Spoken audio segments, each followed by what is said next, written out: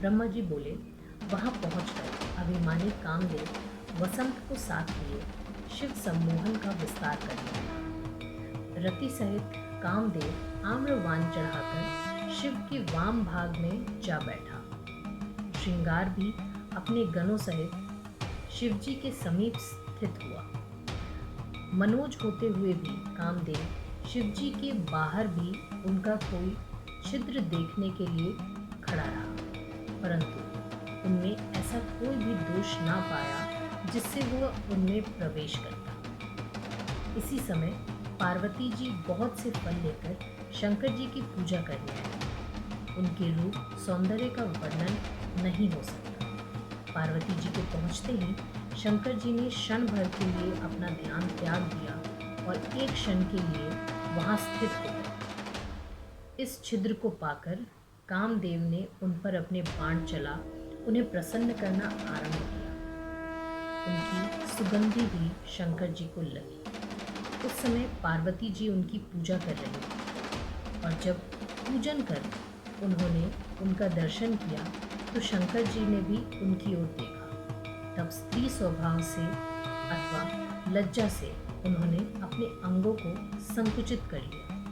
तब पार्वती जी की ऐसी चेष्टा देख शंकर जी मोहित हो गए, परंतु ज्यों ही उन्हें चेतना आई वे अपने पर पश्चाताप करने लगे। उन्होंने कहा, क्या मुझ ईश्वर को भी काम विकृत करेगा?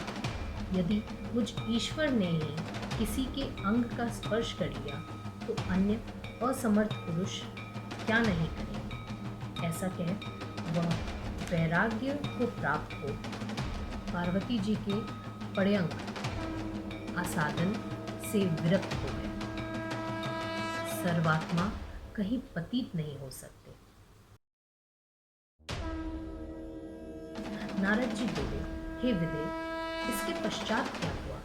उस पापनाशक कथा को कहिए। ब्रह्मा जी बोले, तब महायोगी शंकर जी को अपनी धीरता में विघ्न पड़ा देख बड़ा आश्चर्य हुआ। उन्होंने देखा कि मेरे वाम भाग में काम स्थित है।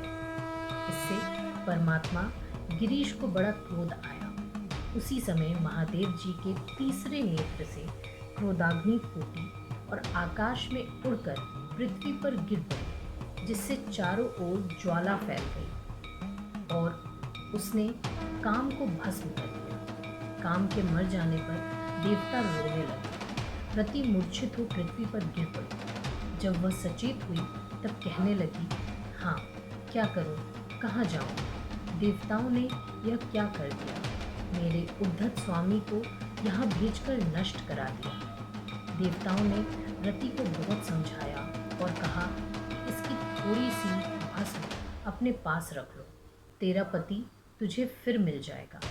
रति को समझाकर सब देवता शिव जी के पास पहुँचे और उनसे रति का शोक दूर करने की प्रार्थना। शिव जी ने कहा, अब मेरे क्रोध से जो हो गया वह अन्यथा नहीं हो सकता। रति का पति तभी तक बिना शरीर का रहेगा जब तक रुक्मिणी के पति भगवान कृष्ण पृथ्वी पर अवतार नहीं लेते। जब वे द्वारका में वास करेंगे और उनके बहुत से पुत्र हो जाएंगे तब रुक्मिणी के गर्भ से कामदेव का जन्म होगा। उसका नाम प्रद्युम्न होगा, परंतु उत्पन्न होते ही शंबर नामक दैत्य उसे चुराकर समुद्र में डाल देगा। तब तक रति वहीं जाकर रहे। वहीं से यह अपने पति प्रद्युम्न को प्राप्त करेगी। वहीं उस दैत्य को मारेगा। देवताओं से ऐसा कहते हुए शिवजी अंतर ध्यान हो गए। रति शंबर दैत्य के नगर को चली गई। देवता भी अपने लोक हो गए। नारद जी बोले, हे ब्राह्मण, शिवजी के नेत्र से उत्पन्न अग्नि कहाँ गई? शिवजी के उस चरित्र को मुझे सुनाइए। ब्रह्मा जी बोले, शिवजी ने तीसरे नेत्र की अग्नि से कामदेव को भस्म कर दिया। सारे संसार में हाहाकार मच गया। सब देवता और ऋषि मेरी शरण में आए। उस दुख को सुनाया और कहा कि निष्प्रयोजन ही वह अग्नि सारे संसार को जला रही है। तब मैं उस अग्नि के पास गया। वह काम को जला अट्टहास करके जल रही थी। वहां पहुंच मैंने शिवजी की कृपा से उसे शीघ्र ही रोक दिया। उस बड़वा को लेकर मैं समुद्र की ओर गया। मुझे आते ही देखकर समुद्र ने दौड़कर मेरा स्वागत किया। मैंने सब कथा बतलाकर उससे उस अग्नि को अपने में तब तक स्थिर रखने की मंत्रणा दी जब तक प्रलय नहीं होता। समुद्र ने कहा, अच्छा, मेरे सिवा इसे कोई धारण भी तो नहीं कर सकता, क्योंकि यह बड़वा शिव जी के क्रोध से उत्पन्न हुआ है।